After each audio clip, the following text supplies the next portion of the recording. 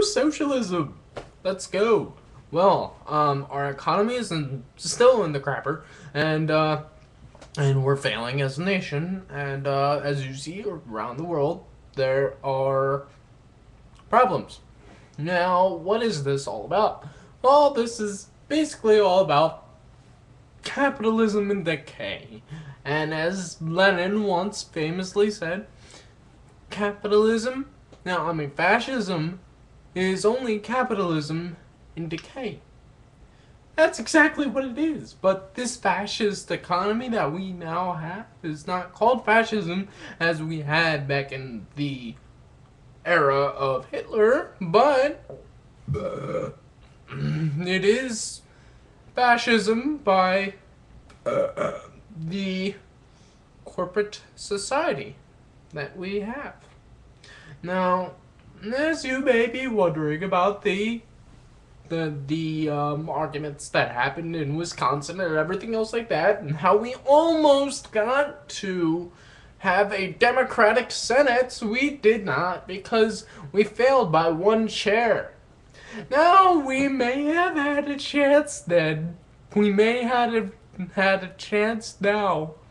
But you know, the political power and the political power structure is set up where only the people with the money get the stuff.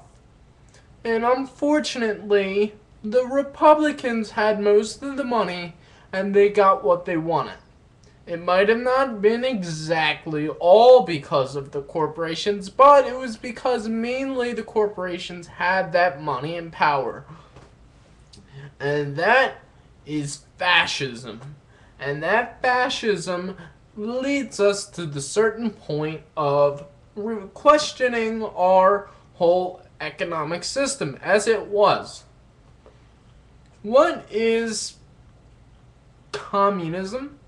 Communism is when the government owns everything. Now, I used to be a communist, a Marxist-Leninist, as it is actually what I was, because there are three different types of communism. There is Marxism-Leninism, which I was, and I was a big fan of Lenin. I still like Lenin, but not to the point where I believe in everything he says.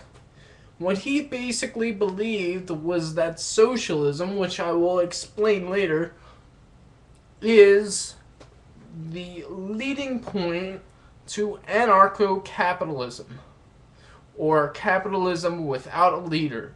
First, there will be a Bolshevik leader, which is him and the other Bolsheviks, but then the Bolsheviks would just be the whole of the people, and the proletariat would rise, and they would keep the whole entire system in check.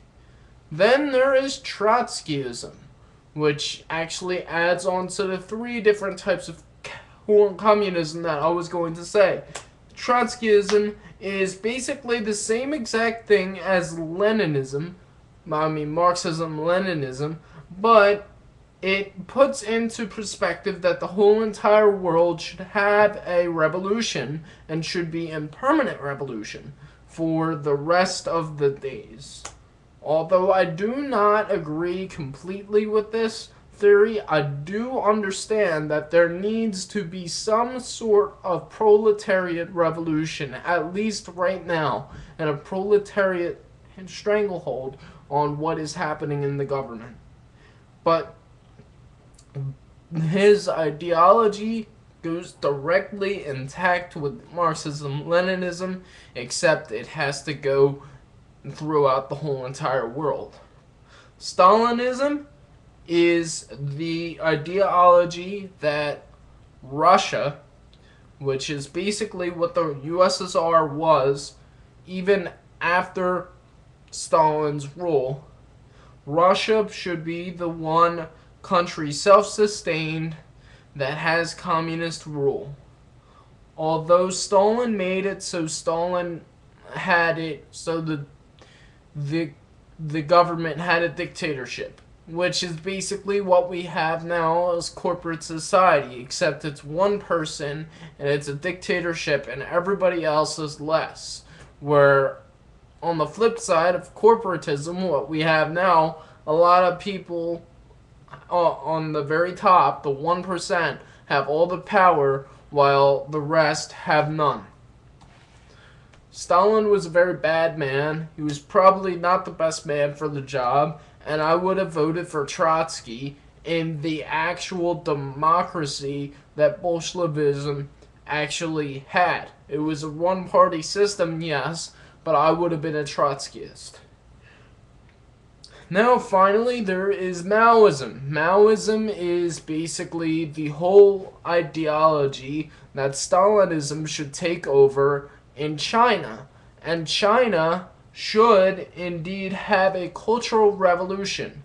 A cultural revolution would actually kill off any form of bourgeoisie material, any religious ideologies, which Stalin actually did when he got into power, and it would completely change the mindset of anyone trying to make any money at all. The government should have complete ownership of everything, which is basically the same thing as what real communism is supposed to be, and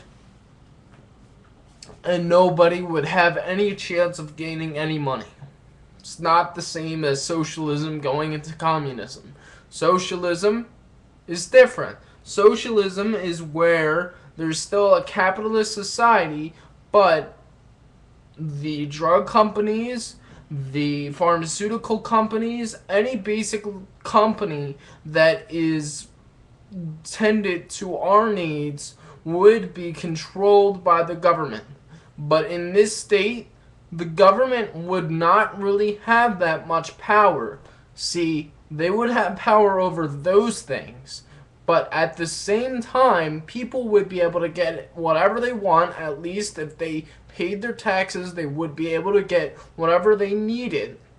And everything else, every luxury item, every other thing that you don't need, is paid by the people. That is what we need. We need socialism. And although Germany is not completely socialist, it is one of the strongest economies in the European Union, and it actually has the right to save the European Union if it really wanted to. And they have a social democracy, where it is socialism and democracy combined. That is what we need in America. And fascism is not what we need.